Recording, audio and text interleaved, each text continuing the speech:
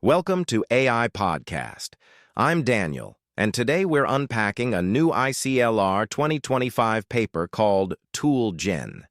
In one line, ToolGen turns tool use into a generation problem. Instead of searching for the right tool and then asking a model to call it, the model treats each tool like a special word it can generate, chooses it at the right moment, and then fills in the arguments.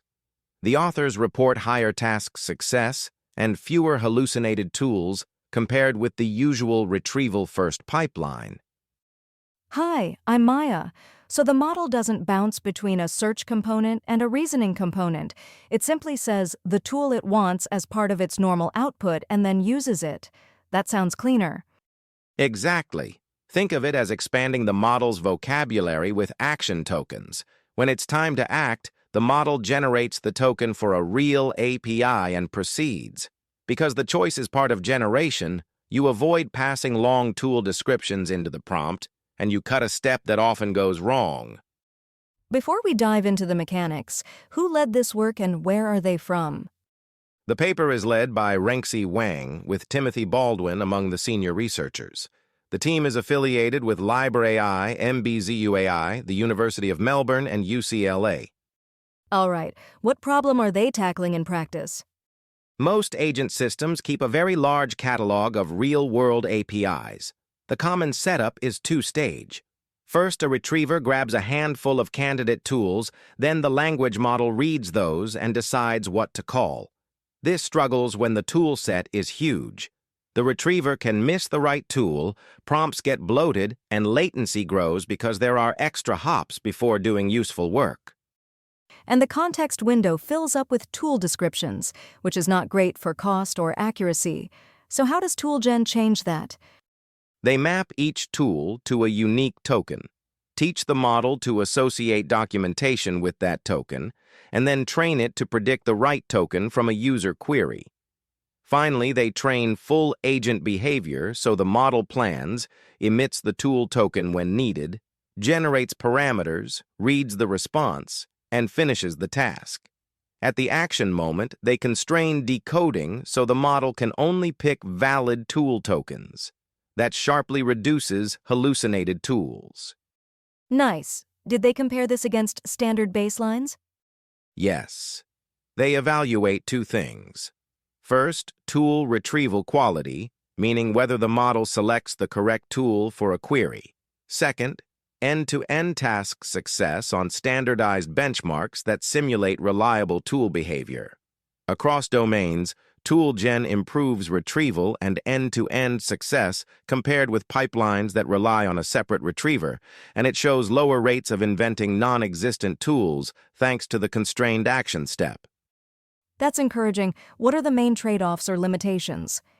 One trade-off is generalization to brand new tools.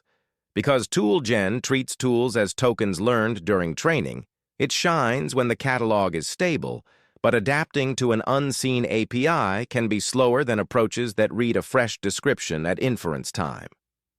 There's also an operational consideration. Adding thousands of tool tokens expands the vocabulary and therefore the embedding table, which has memory and throughput implications.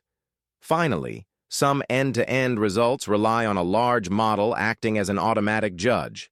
That's common, but pairing it with human checks would strengthen reliability. Got it. Do they say anything about the way tools are indexed as tokens? They explore different indexings and find that a simple one token per tool scheme works best overall.